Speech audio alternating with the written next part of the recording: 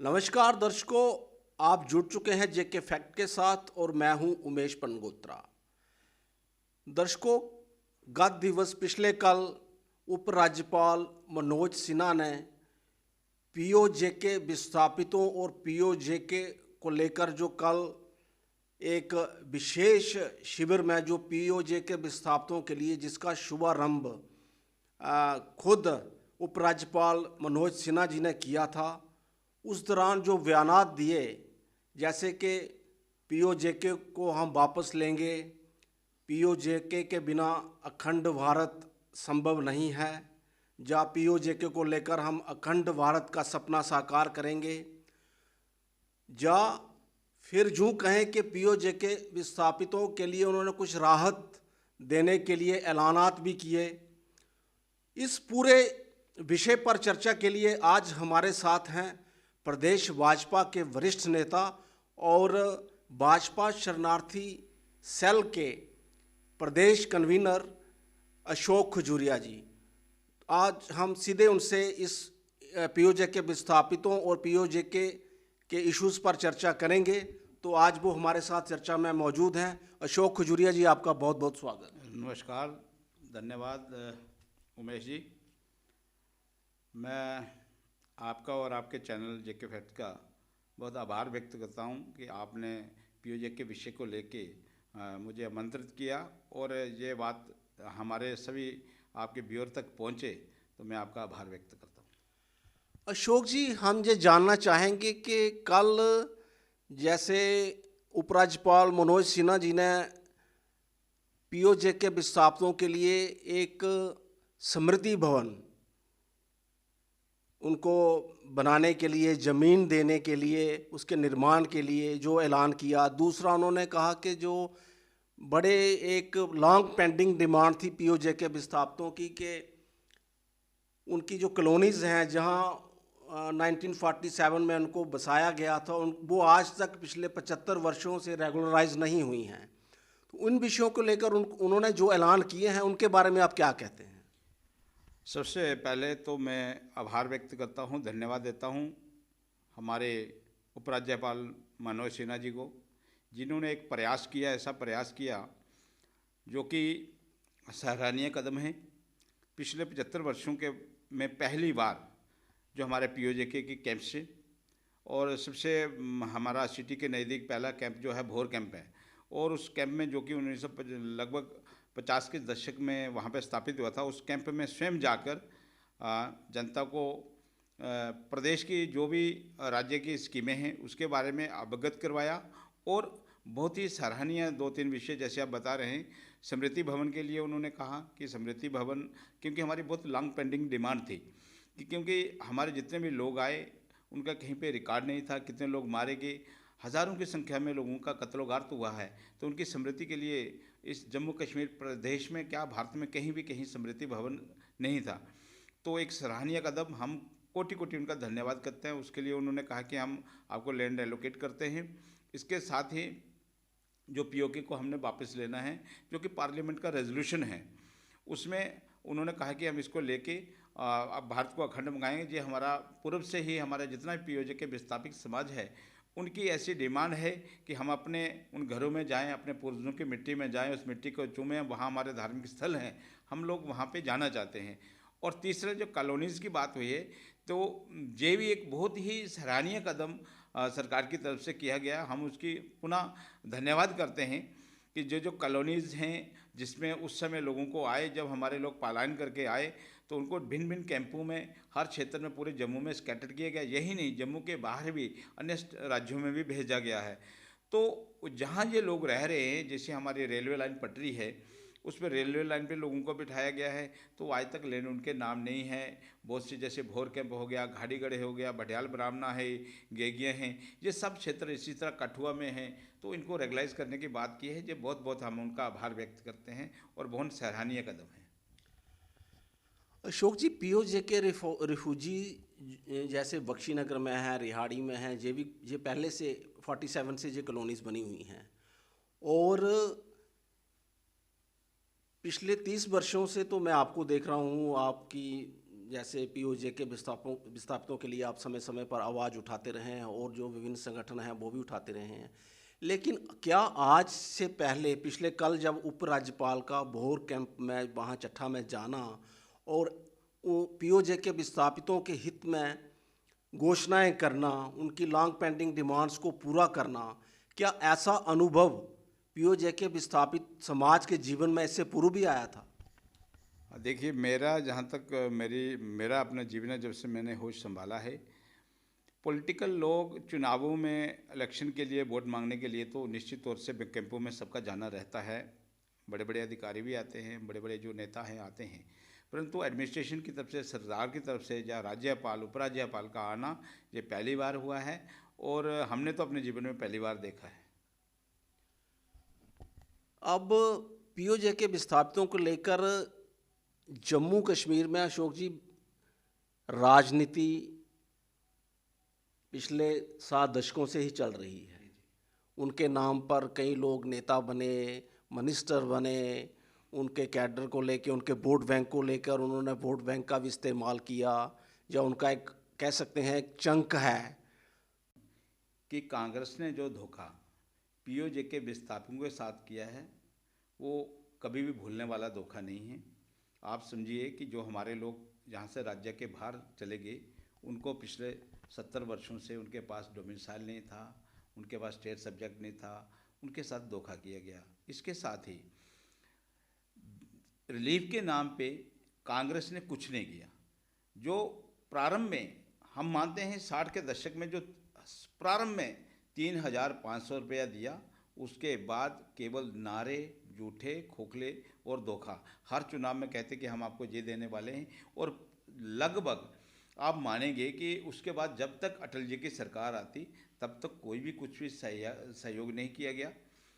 98 में अटल जी की सरकार बनती है और उन्होंने एक पैकेज दिया पीओजे के डीपीज को, लैंड एफिशिएंसी का दिया, जिसका सब लोगों को 30-30 हज़ार के कनाल के हिसाब से 1.5 लाख रुपए लोगों को मिला है। तो इस प्रकार कांग्रेस आरोप करती है, परंतु कांग्रेस ने सबसे बड़ा अगर धोखा किया पीओजे के डीपीज के साथ तो कांग्रेस ने किया। कांग्रेस के कोई एक और पैकेज के लेकर भी चर्चा होती है, वो भी ये सवाल उठाते हैं कि हमारी रिकमेंडेशंस कुछ और थी। ऐसा है कि जो मैंने बात पहले रखी है कि 98 में सरकार बनती है माननीय अटल जी के नेतृत्व में, तो उन्होंने 1.5 लाख रुपए पीओजे के डीपीज को दिया है लैंड एफिशिएंसी के लिए। तब उसके बाद 2004 में जब जहाँ पे यूपीए की सरकार है, 2004 से लेके 2014 तक यहाँ पे और केंद्र में यूपीए की सरकार रही है। अगर उनकी मानसिकता रहती कि कुछ इनको देना है, पीओजे के डीपीज को देना है, तो किसने रोका था? प्रदेश में भी उनकी सरकार थी और केंद्र में भी उनकी सरकार थी। केवल और केवल राजनीति है, केवल राजनीति है। जब यहाँ से उनकी सरकार 14 में डिज़ाल्व करनी थी, उससे एक दिन पूर्व यहाँ से पैकेज पास किया जाता है कि इन लोगों को 25-25 लाख रुपया देना है। उसमें ये डिफाइन नहीं किया। उसमें भी धोखा ये किया है कि जो हमारे पीओजे के DPs 5,300 family as per record बाहर रहते थे, हालांकि है तो वो 8,000 के ऊपर है, तो इन्होंने कहा कि जो आउट ऑफ स्टेट हैं उनको भी इस पैकेज से बाहर कर दिया। तो ये तो धोखा ही धोखा है। तो उस रिकमेंडेशंस का बाद में क्या हुआ? देखिए, बाद में क्या है कि वो रिकमेंडेशंस हुई हैं, उसके बाद वो भी अनसफिशेंट थी। उसके बाद हमने प्रयास किया कि ये कुछ नहीं, उसमें अधूरा था सब कुछ। तो हमारा एक यहाँ से कुछ प्रतिनिधिमंडल गया, हमने जो पार्लियामेंट्री स्टैंडिंग कमेटी थी उसके आके रिक्वेस्ट करी कि आप आइए हमारे कैंपों के हालात को देखिए। तो फिर वहाँ की एक सब कमेटी यहाँ पे आती है और उन्होंने उसके बाद उन्होंने फिर 30 लाख का कहा कि इन लोगों को 30-30 लाख रुपया मिलना चाहिए, हमारी जो सीटें रिजर्व हैं वो मिलनी चाहिए, उनको डिफ्रीज करना चाहिए, और इनका सब चीज़ें जो कही हैं, इनको बच्चों को स्कॉलरशिप वगैरह मिलना चाहिए। तो उस पर हम काम कर रहे हैं। तो उसके बाद ही माननीय प्रधानमंत्री जब मोदी जी जहाँ पे आते हैं, तो उन्होंने जम्मू कश्मीर सरकार को जब 80,000 करोड़ का पैकेज अनाउंस किया, तो उसमें 2,000 करोड़ रुपया पीओजे के डीपीज के लिए रखा। और हम अटल विश्वास करते हैं, अटूट हमारा विश्वास प्रधानमंत्री जी पे है। उन्होंने कहा कि ये अल्प विराम है, आप इसको डिस्पर्स कीजिए, आज ये अल्प विराम है तो आप इसको दीजिए। तो उसी का जो 5.5 लाख रुपये बीजेपी की जब सरकार बनी, तो जो अगर 60 के दशक के बाद कहीं भी अगर कुछ सहायता मिली है पीओजेडीपीज को, जहाँ आज उनकी समृद्धि के भवन की बात आई है, तो केवल उस समय आई है जब केंद्र में बीजेपी की सरकार है और उनके मुखिया माननीय मोदी जी हैं। तो इसके तो कांग्रेस ने तो हमें कोई सहयोग किया नहीं।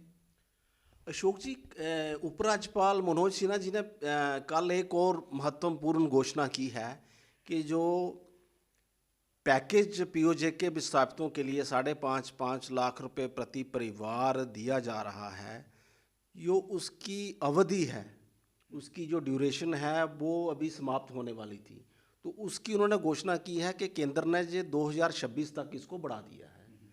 तो उस संदर्भ में भी ये पीओजे के विस्थापित समाज द्वारा डिमांड की गई थी।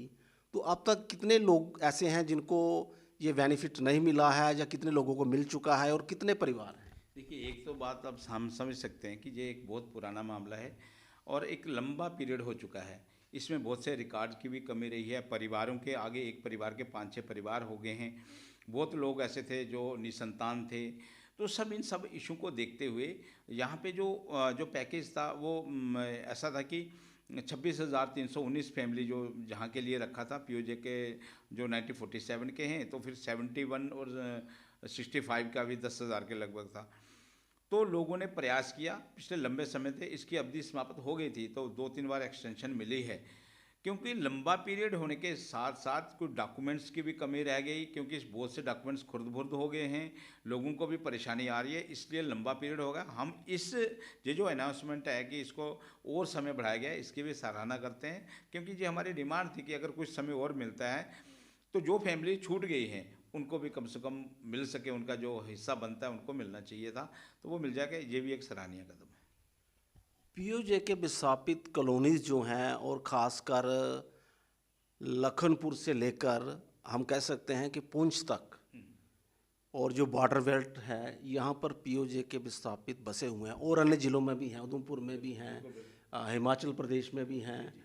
तो उपराज्यपाल मनोज सिन्हा ने जो कल घोषणा की है, या 3 जो मेन उनके रहे हैं, स्मृति भवन के लिए लैंड अलॉटमेंट, और पैकेज की जो जारी करने की 5.5 लाख रुपए प्रति परिवार देने हैं, उसकी समय सीमा को बढ़ाया जाना, और पीओजे के वापस लेने का जो संकल्प है उसको उन्होंने दोहराया है।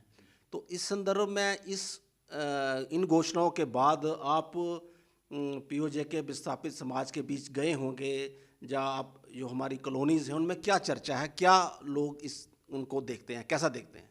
देखिए, कल से जब से ये घोषणा हुई है, इन घोषणाओं को सुन के सब लोगों ने इसको बहुत वेलकम किया है कि एक सराहनीय कदम है, और उनकी आशाएं, उम्मीद केंद्र की सरकार मोदी जी के प्रति उनकी उम्मीदें बंधी हैं कि कोई तो ऐसा है जो इस समाज की तरफ देख रहा है, आज भी कोई है। अन्यथा जब 90 के दशक तक पहुँचते पहुँचते लोगों की आशा ही खत्म हो गई थी कि आज हमारी कोई सुनने वाला रहा ही नहीं है, हमें कौन पूछेगा, हमारा इतना समय निकल गया है।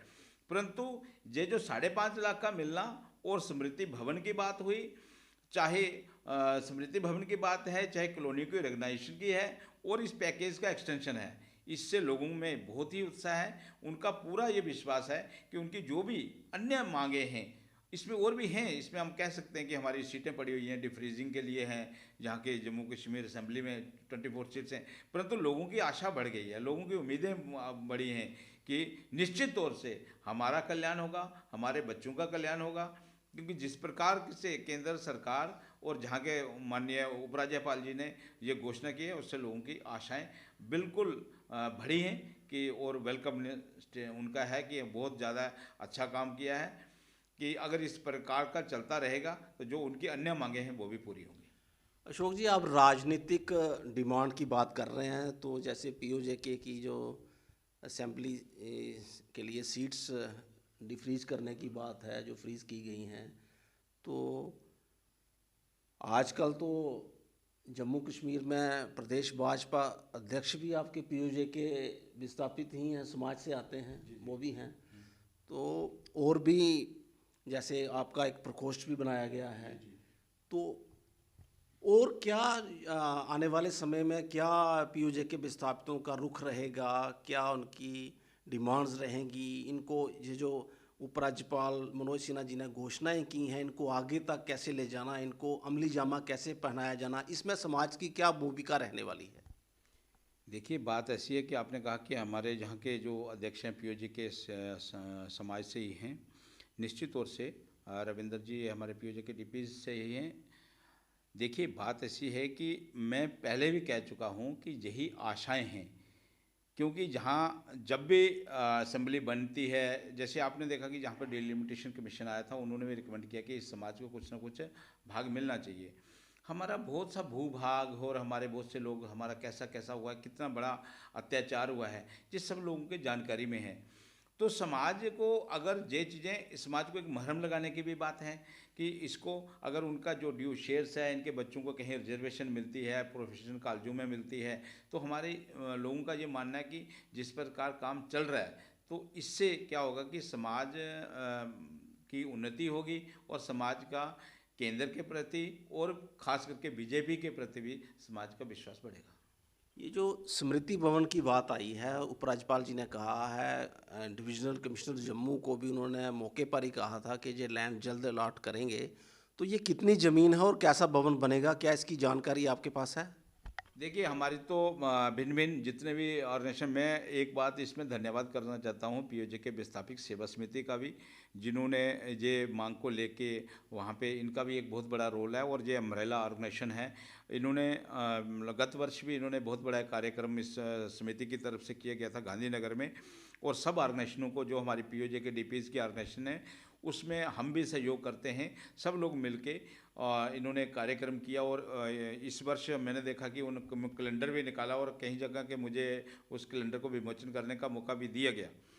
तो उन्होंने एक बड़ा अच्छा इनिशिएटिव लेके स्मृति भवन के लिए डिमांड रखी और सभी ऑर्गेनाइजेशनों ने मिलके, तो सरकार ने कहा कि हम आपको नेशनल हाईवे पे कुछ जगह अलॉट कर रहे हैं। इनकी डिमांड थी कि लगभग 100 कनाल के लगभग ज़मीन मिले, जिसमें बहुत सा जहाँ पे उनके स्मृति के लिए भवन बने, वहाँ पे म्यूज़ियम वगैरह भी हो, तो सब चीज़ें जहाँ पे बड़ी गैदरिंग भी कर सकें। कहीं ना कहीं जब हमारे डेज आते, जैसे 21 अक्टूबर से लेके 26 अक्टूबर तक, बलिदान दिवस से लेके विलय दिवस तक के कार्यक्रम रहते हैं पूरे राज्य में। अब संकल्प दिवस भी जुड़ गया है अभी। हाँ, उसमें संकल्प दिवस भी है, तो उसमें सब ये कार्यक्रम रहते हैं। तो कार्यक्रम के लिए एक स्थान की बहुत लंबे समय से डिमांड चल रही थी, तो राज्यपाल साहब ने कहा कि हम आपको ज़मीन दे रहे हैं, तो उनका आभार व्यक्त करते हैं।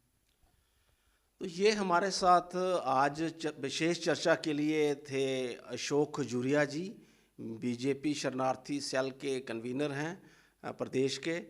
तो इन्होंने हर सवाल का विस्तार से जवाब दिया और गहन चर्चा की है पीओजे के विस्थापितों, पीओजे के और पीओजे के विस्थापित समाज के विषयों को लेकर।